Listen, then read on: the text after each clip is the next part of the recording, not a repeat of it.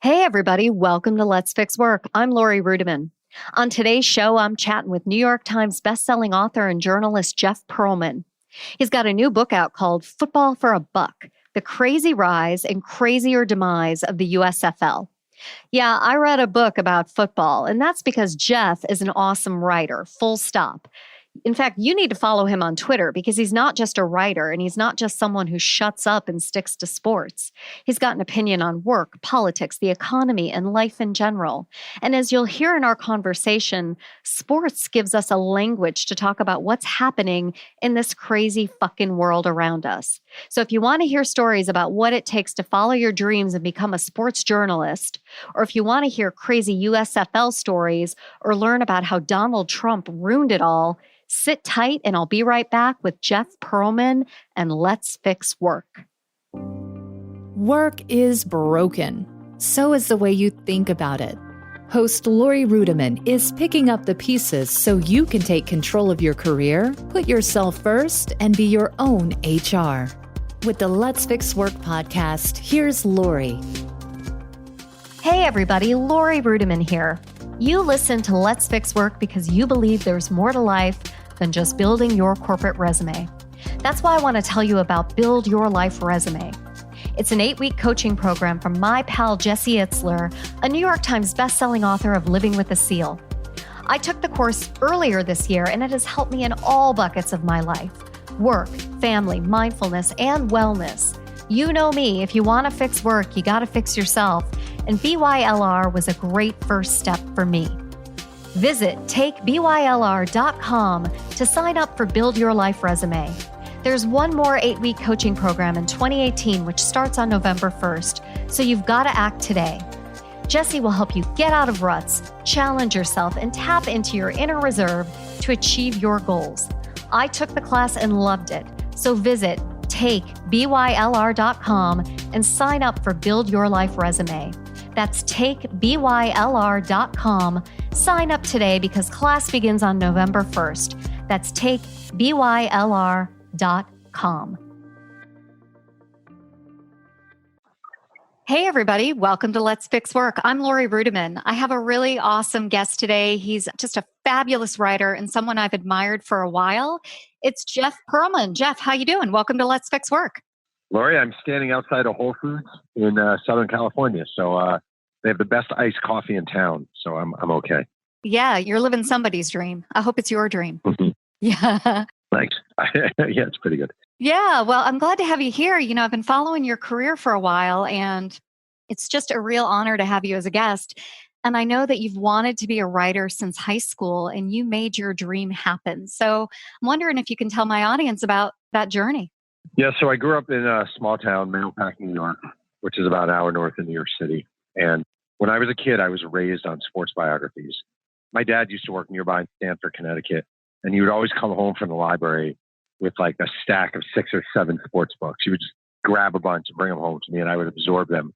And my local library in Mahopac is a small library, but whenever they got new sports books in, they would actually call me. One librarian, her name was Jerry, and she would call me and she would say, "Okay, we have Bo Jackson's book just came in. I'm not going to put it out. If you come down the next day, I'll hold it for you." Aww. So I'd run down. It was awesome. Little things like that make, a huge difference in someone's life. And I just got really into sports and reading about sports. And I would sit at that. No one in my household cared about sports at all. No one. So we would sit at the table and my dad would read the paper, my brother would read the paper, my mom would read the paper. And I always got the sports section to myself. So I grew up really, living and dying with the written word and reading sports accounts of games. And I ended up interning when I was a junior in high school. The local newspaper, the Pat and Trader, like this weekly paper out of Cross River, New York, as a sports editor, I wrote him a letter and he let me sort of work as an intern, and he paid me in food. He just would take me out every now and then to the Jewish deli. But those little things, you look back and people tend to say like, "Oh, you're self-made," or "You did it through hard work," and blah, blah, blah. And that's not, there's definitely truth to hard work, but there's always a million people come along and sort of help you and make a path easier or more accessible. So, I wrote for my high school paper, and then I went to University of Delaware and I wrote for my college paper, and I had a bunch of internships. And it was just always a matter of, just really wanting it, like wanting to be a writer, loving writing. And I got a job out of college at the Nashville Tennessean. I was there for a couple of years and I went to Sports Illustrated. Kind of here I am. Yeah, wow, that's a great journey.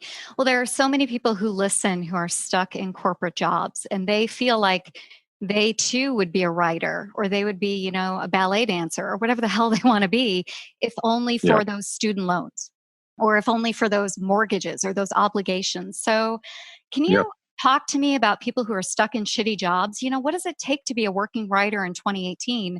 And are they fetishizing it or is it possible for them? All right. So again, like I got lucky in a lot of ways. Like my parents paid for my college education. I've never minimalized the impact of that, not having the student loans that a lot of people have. I also came along at a really good time to come along. I sort of came along. So I got out of college in 1994 at University of Delaware, and it was still when newspapers were thriving. So I got out of college and I immediately landed a job. And I applied to probably 100 different places, but I got a job at the Nashville Tennessean. My salary was 26,000, which in 94 sounded pretty good. Yeah, yeah. Yeah, you're 22 years old and you're making 26,000. Absolutely. Yeah, you're living in Tennessee. You're kind of psyched. And I came along at a good time. It's a lot. I'm just being honest. I hate to not sugarcoat it, but it's a lot harder. Like making it now is harder. There are fewer places to write for.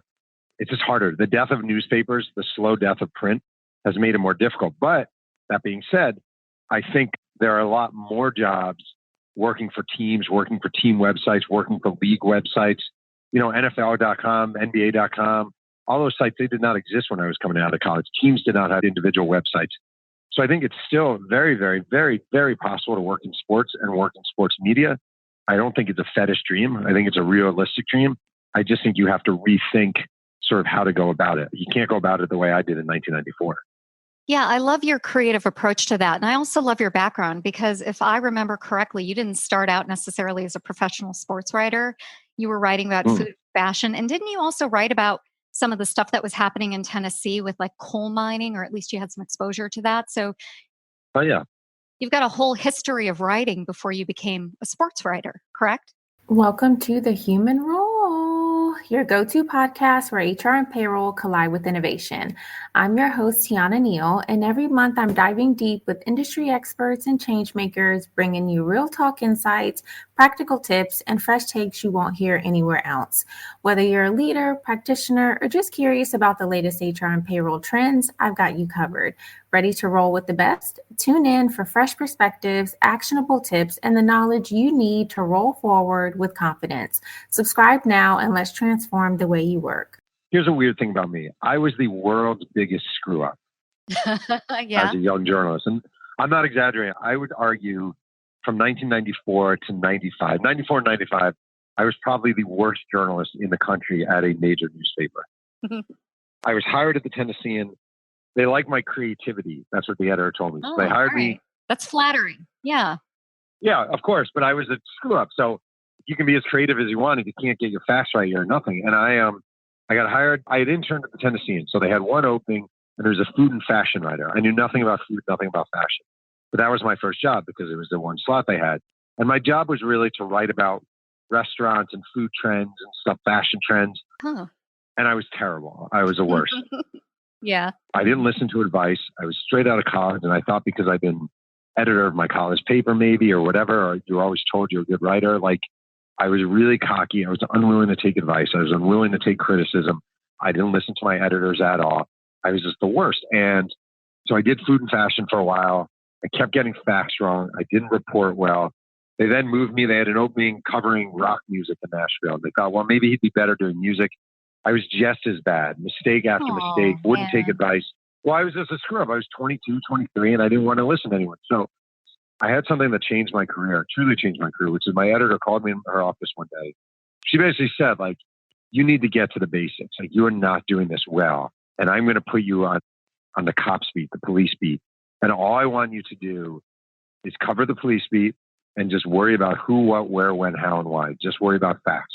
You don't have to be creative. Don't try being fancy. Just write the news. And I would say it was a really, really, really invaluable experience for me where, again, I wasn't trying to be like the world's greatest writer. I wasn't trying to dazzle people. Just get the facts right. Focus on the facts. And that really changed my career and changed my life in many ways. Yeah, that's amazing. I'm interested in that story that you told because you're known for your in depth research that you do for your books. And so it's interesting to hear your journey from kind of this screw up journalist to someone who enjoys research and enjoys getting to the basics and enjoys asking those questions. So, did that passion for research come about after you were on the cop beat, or did it take a little while longer? That probably took longer, but the Cosby was the beginning of learning how to report. I just really, as a young writer, and I think this is a curse of young writing, is I just thought I was so much better than I was. I thought I Yes. was great. I thought I was the greatest writer and blah, blah, blah. And I realized, like, now I look back in shame. I mean, like, you can turn a quick phrase, but if you don't know how to report, it's not worth anything. Yeah. First of all, I wasn't the best writer. That was a joke. And I didn't know how to report at all. Like, I did not know how to report. And you can't be a journalist if you don't know how to report. And so moving to cops was a big thing for me. And then when I got off of cops, they put me finally in the sports department and I covered high school wrestling, which is the least glamorous beat you can imagine.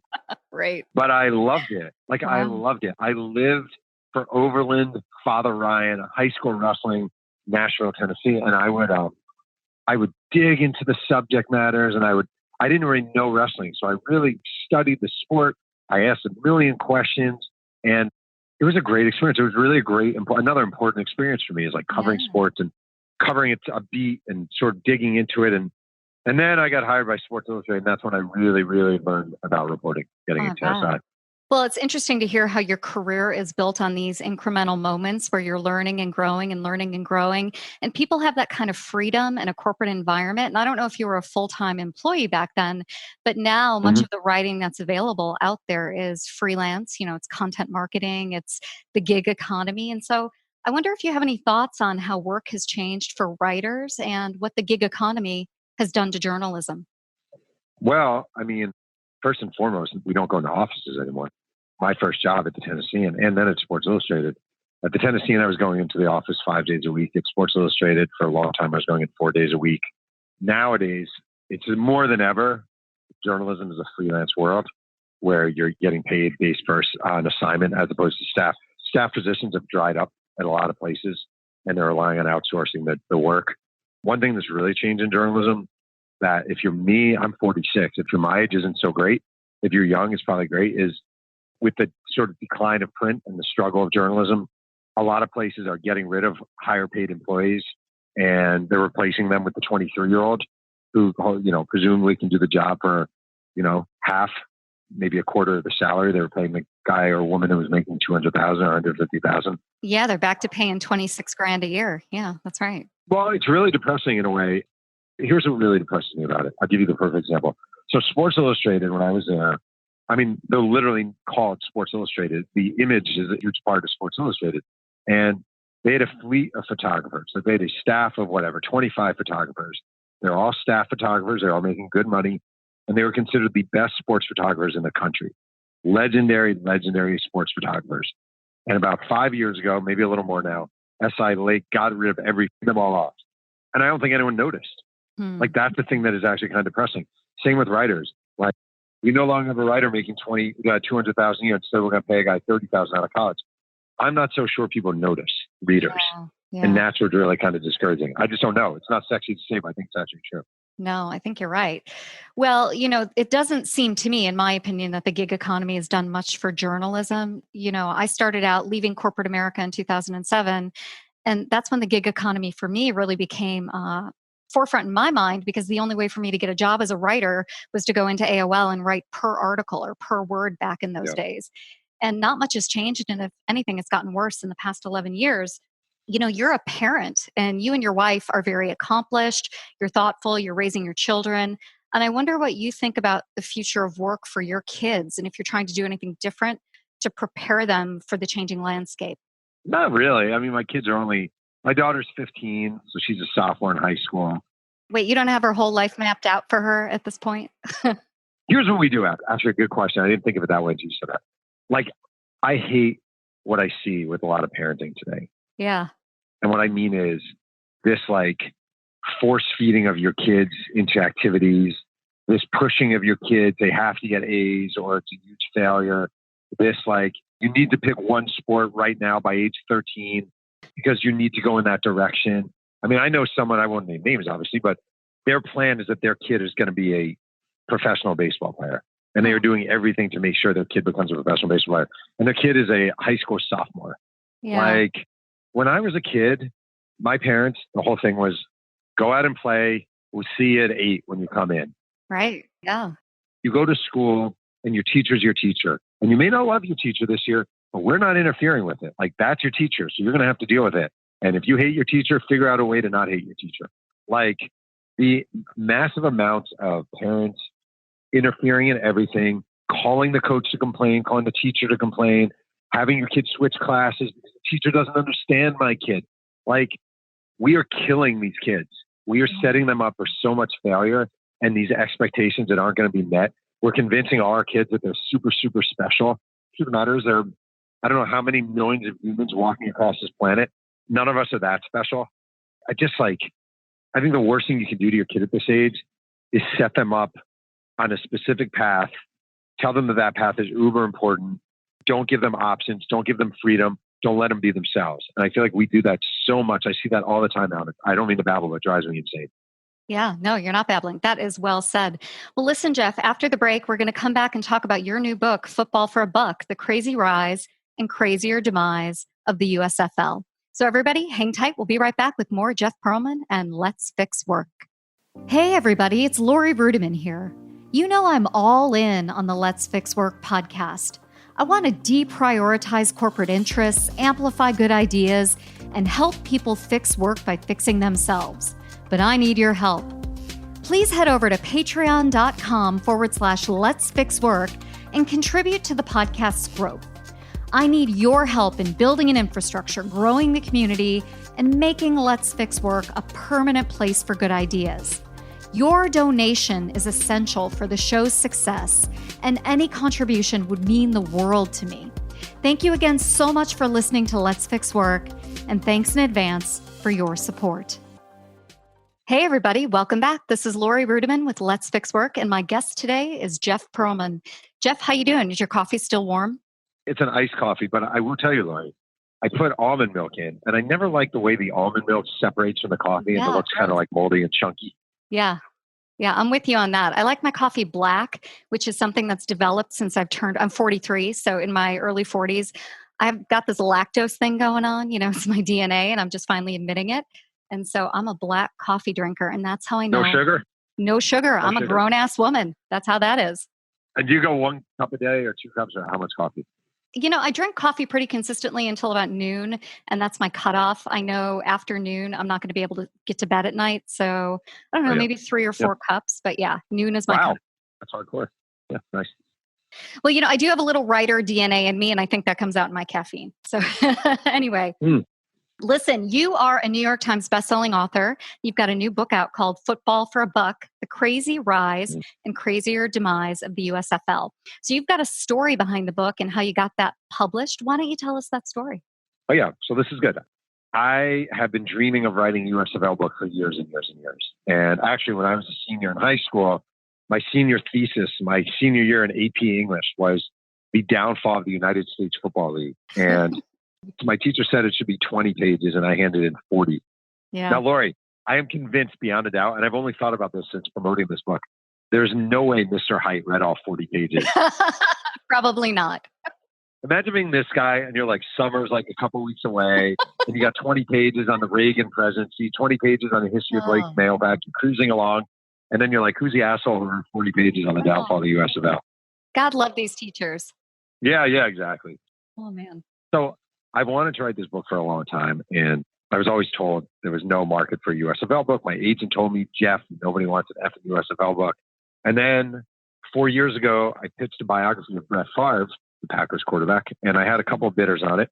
And I said to Howard Mifflin and the editor there, Susan Canavan, I said, I would take less money from you guys to write this Favre book if you give me some money to write the USFL book. So I got a 2-book deal.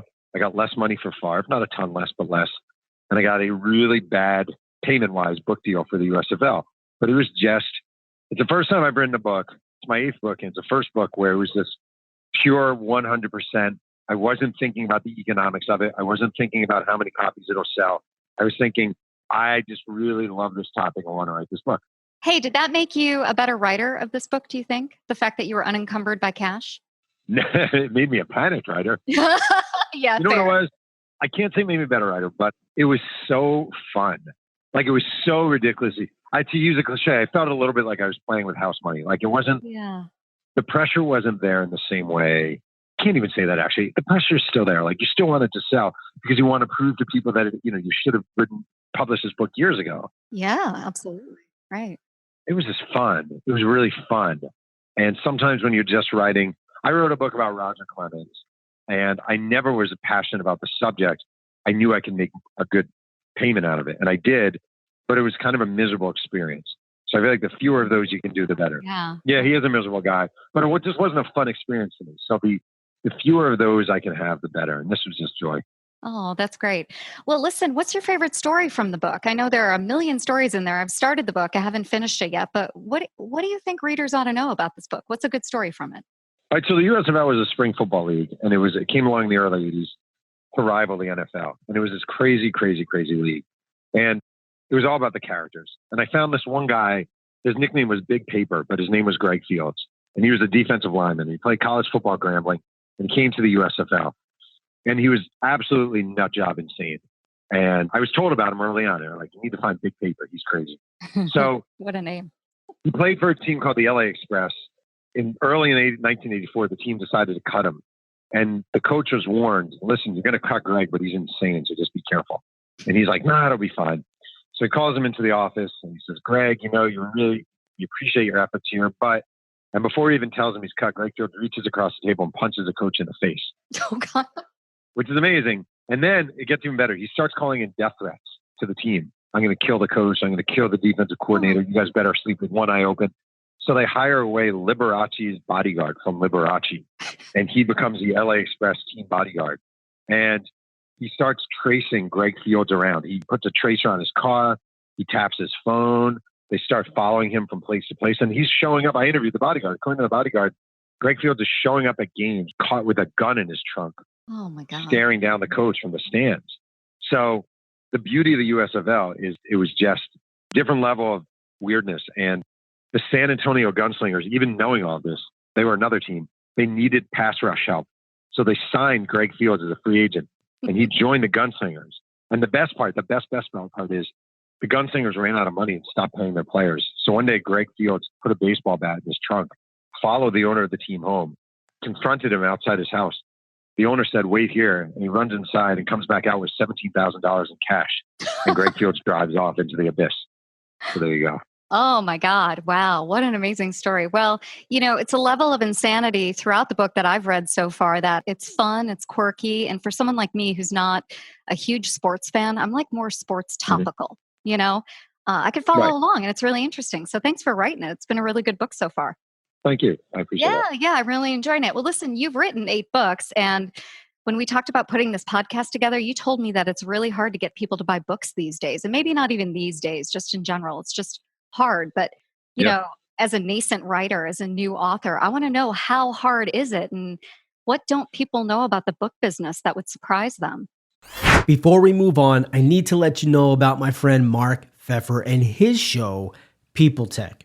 If you're looking for the latest on product development, marketing, funding, big deals happening in talent acquisition, HR, HCM, that's the show you need to listen to.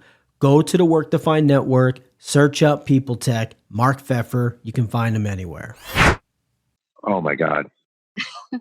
I mean, I'll put it to you this way. I've had a really good run by most definitions as far as writing. I've had a good run. I've had a long career and I've been able to make a living out of it. I've written 8 books, and so that's good. That's excellent. Yeah, absolutely. Yeah, I'm very happy. Like, I'm grateful for everything that's done. I would say this interview I'm doing with you is probably the 130th USFL interview I've done. Oh God, right? I'm sorry. No. And I am lucky that people want to talk about it and that people have me on to talk about it, right? Like, I am lucky. But I think what people don't understand is writing the book is about, maybe it's 60% of the work, but the other 40% is just busting your ass and appearing on every podcast, every radio show, being active on social media, begging people to talk to you, reaching out to people saying, can I come on your show? Would you consider blah, blah, blah? Can I send your PDF of the book? It's like a nonstop marketing effort. And people think if you have a bigger publishing house like Houghton Mifflin or Gotham, whatever, that they're going to do the work for you and you just show up. And it's just not the case. They assigned me a publicist. She's great. I love her. But it's up to me to make it known and to go out there and to push the thing. So I just think people think like, oh, I'm going to write a book and it's going to be great. And it is great in many ways. But if you want that thing to sell, you just have to be your own publicist and your own hype man. You have to be the Flavor Flav of your own product. Well, I see you out there. I see you doing it. You've got the big clock necklace. You're out there especially on Twitter. I got the gold tooth. You do. I saw Flavor Flav at an airport on a Friday night in 2007, and he was with his family going to a family picnic in Evansville, Indiana. And honest to God, that man didn't have a free moment to himself. He was in the airport, not only just entertaining his family, but entertaining everybody around him. He is never not Flavor Flav, No. Once you're a character, it's like the curse of Gary Coleman. What Gary Coleman went through, right. You're always Gary Coleman. Yeah. Well, speaking of Gary Coleman and Flavor Flav, like you're your own version of that. You're Jeff Pearlman, right? You're on Twitter, but you're not just talking about your book. You're talking about our shitty political landscape, how you feel about Brett Kavanaugh, what you think about Trump, right? Who makes an appearance in your book, by the way.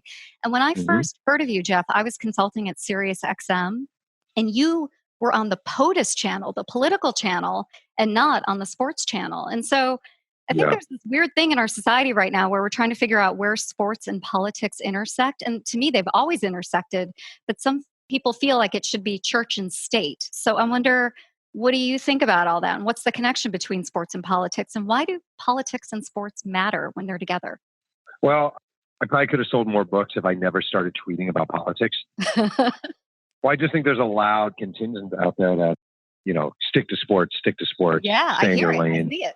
Yeah. And I do not begrudge anyone who does that. I cannot do that. I can't do that.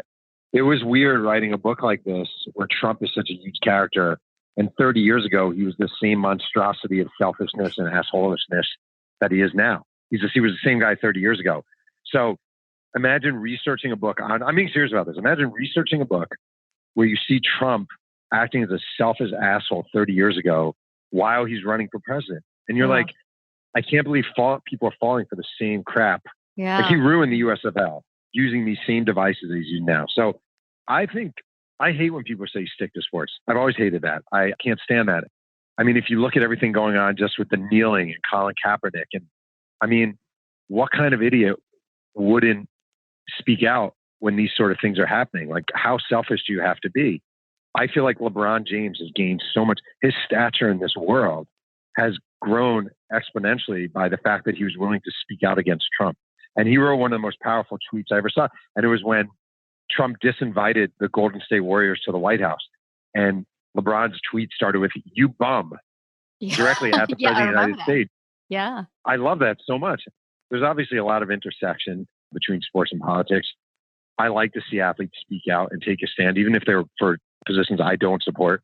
I think you have a platform. You've been gifted with a platform.